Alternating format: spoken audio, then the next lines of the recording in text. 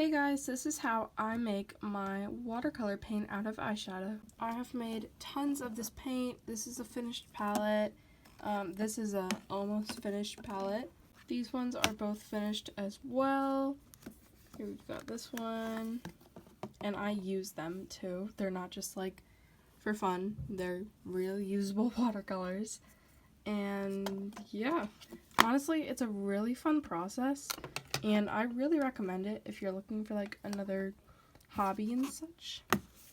So let's get started. So what you will need a glass thingy. This is a big picture frame. You can also get one like cut or I don't know if there's an easier way to get one. And then I just tape down my edges so it doesn't move around. And so also I don't cut myself on the glass. You'll need one of these, just a palette knife. I like this shape because it's easy to chop and like scrape up and stuff. But yeah, just really any palette knife will do. I recommend metal. I got this from Michael's, and I got the picture frame from my grandma, and there are more supplies. Well, obviously there are more supplies. You will need watercolor binder, which is a lot of ingredients mixed together, which I can show you guys in another video. But this is if you already have watercolor binder. I'm not going to get into how to make it right now in this video. You will need a paint Muller. I've seen people use so many different things, but it's basically a heavy object with a flat end that you can use to paint stuff. This is what I use. It's just a plastic thing full of rocks, and it has a smooth end, so that is why I use it. I got this at Michael's, and I got the rocks from my backyard. Lastly, you will need, of course, eyeshadow, or if you want, you can also use pigments. I prefer eyeshadow just because that's what I have on hand, and the palette is already there, so it's easy to use afterward. In this video, I'll use this Garnet January palette that I got from TJ Maxx on clearance. It was $3 on clearance. Here are the colors. I took the plastic off and the colors look even more pigmented. Look at that. Ooh, pretty. Personally, I recommend using the more matte finished palettes or eyeshadows. These glitter ones are not very fun to work with and are not really fun to use in my opinion either because they make everything glittery once you use it. So I'm going to use one of these matte colors as the example. You'll start by scraping out the color you want to use. I'm just going to use this sensitive color here. It's called sensitive. And I just use my palette knife and scrape it out. I used to use a literal knife, like a palette or X-Acto knife, but it was too sharp and scratched the bottom. But it doesn't really matter. So I just like to scrape it and just tap it out. Make sure to get the edges, otherwise there's just random eyeshadow with your paint, and it's not very fun. So yeah, that's what it'll look like. And now you've got this nice powder here. So now that you have your powder, you start to cut it. This is where the palette knife and the shape really comes in handy. You can also just kind of smush it down, and then it kind of automatically just turns into powder. Just kind of mix it. I forgot the word. And yeah, it's kind of satisfying to do this part, but then again, it's kind of tedious. Once you think that it is properly mixed, you're going to put it in a like pile. This is the best way to explain it. It's just kind of like bunch it up into a pile and then split it like down the middle, or you can make a little divot, like a hole in it, but just make like a little wide cut, I guess. And I'm going to now take my watercolor binder and unscrew the lid. I use a water bottle. People use like so many different things to store it though.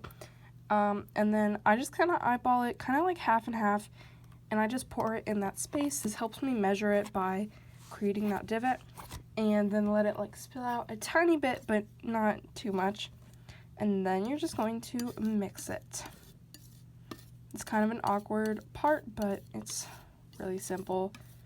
Just kind of mix it up until you think that it's not fully incorporated, but just nicely mixed in. It's really an awkward thing to explain. It's more the visuals that help me learn personally. So yeah, mixing it, just kind of chopping it up and swirling it around. I've seen people take the back of their palette knife and kind of like smush it like this. You can add more watercolor binder if you think that would help. If it's too watery, then I would suggest adding more eyeshadow. If you used up all of that eyeshadow, just find a shade similar and just take a tiny bit of it out. It probably will be fine, and mix it in. So yeah, this is pretty nicely incorporated. We're now going to go on to the mulling process. So basically now I'm just going to scrape up all of the paint into a pile. Scraping it is really satisfying. You just have to scrape it, throw it into the pile.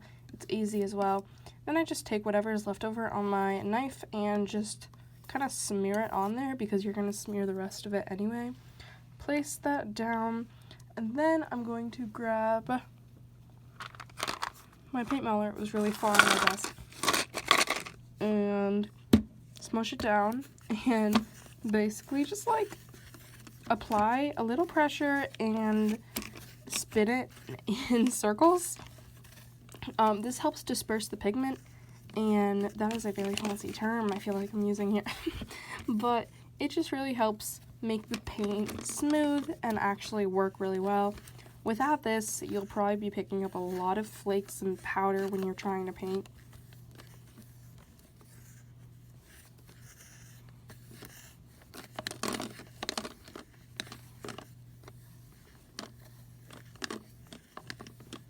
It's really satisfying to do as well.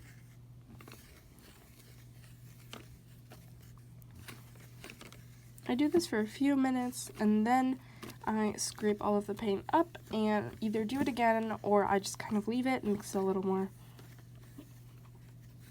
I'm going to do this for a few more minutes and get back to you guys. Alright, so I have been mulling it for a while. Now we are going to scrape up the paint. So here now I pick it up and I scrape off any extra paint that's on the Muller, and I just put it on the glass.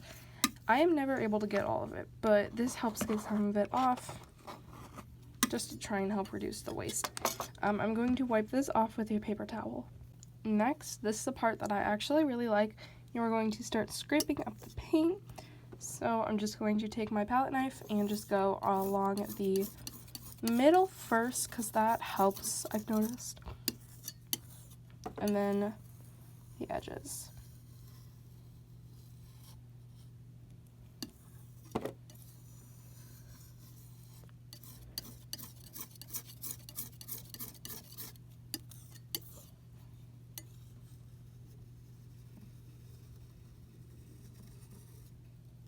Just keep going along the edges until it's in a pile in the middle. Once you have all of the paint back into a pile, I just kind of mix it around for a bit, but I already have mixed it off camera. And this is what it should look like. Mine here is personally one of my favorite textures. It's not too chunky, but it's not too runny, and it's really nice to kind of play with.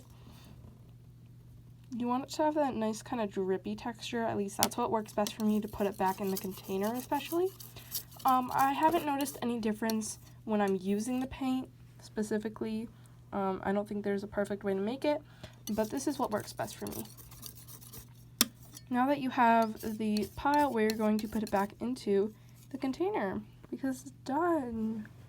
I like to use the original palette. If it didn't come in a palette, I'll either put it on a sheet of paper, or if I have any other containers lying around. But this is what I mean by sheet of paper, just like a little piece of watercolor paper. I have a ton of those. You might have seen earlier, just like randomly in the video. That's what that is. It's still usable watercolor. So now we're going to take this, scoop a little onto the palette knife, and just kind of drip it into the tin. I don't know how to explain this better. This is all I do, is just kind of drip it into the tin, and it should fill the shape. If it's too runny, then be careful, because if you tip it, it will spill. That's happened to me so many times. But I have been better at making them neater. So I just kind of like to fill the corners.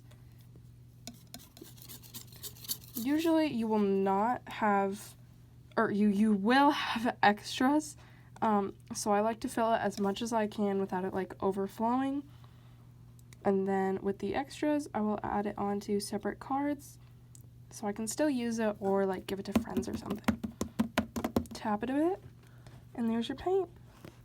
So now with the extra, I'm taking the sheet of watercolor paper, taking my trusty scissors, and just cutting a piece of it so I can put the watercolor on it. So I'll just do the same thing, but on this piece of paper in a dot. So now I have this watercolor paint, which will dry overnight and become rock hard, solid, and then it will be usable if you just add water. You can also use it like this. I feel like it works better once it dries, and once it dries, you'll be able to tell it'll flatten out more, and yeah. So this is it on the dot card. So I'll just let that dry over here on my windowsill. And that's basically it. Now, to clean up, I just like to use some paper towels, wet them. It will help you, I promise it will help you. Wipe it down a few times, and it is perfect, smooth, good as new. I don't feel like adding music, so here you go. Cleaning up. See how fresh and clean. Now it's ready for use. So that is it for this video. I hope you guys enjoyed. This was really fun for me to do, and I might do more in the future, just a little more simple. I hope you guys found this helpful as well. Let me know if you want me to do anything differently, if you want me to maybe talk less, or, you know, whatever you might need.